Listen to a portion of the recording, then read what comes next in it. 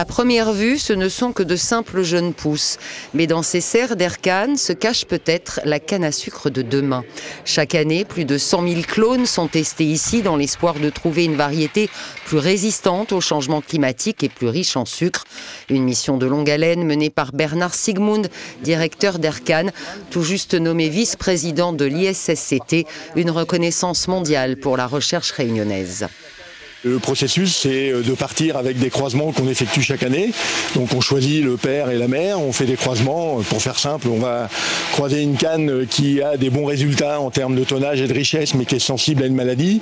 On va la croiser avec une variété qui est résistante à cette maladie pour espérer dans la descendance trouver une variété qui ait les mêmes caractéristiques que le père, avec une richesse et un tonnage important, et puis la résistance de la mère à la maladie éventuellement.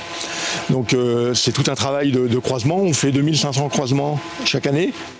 L'un des grands succès réunionnais, le décryptage du génome de la canne à sucre. Une première mondiale qui permet aujourd'hui d'accélérer la sélection de nouvelles variétés. L'équipe du CIRAD a été à l'origine de l'édition du génome de la canne, pour la première fois pour une variété. Et ce travail a été mené sur une variété réunionnaise, bien connue des planteurs de la Réunion, puisque c'est la R570 qui a été la première canne dont l'ensemble du génome a été édité par cette équipe en collaboration avec des équipes américaines. Donc tout ça toujours, bien sûr, dans un cadre international, parce que ces travaux doivent être menés dans ce cadre-là.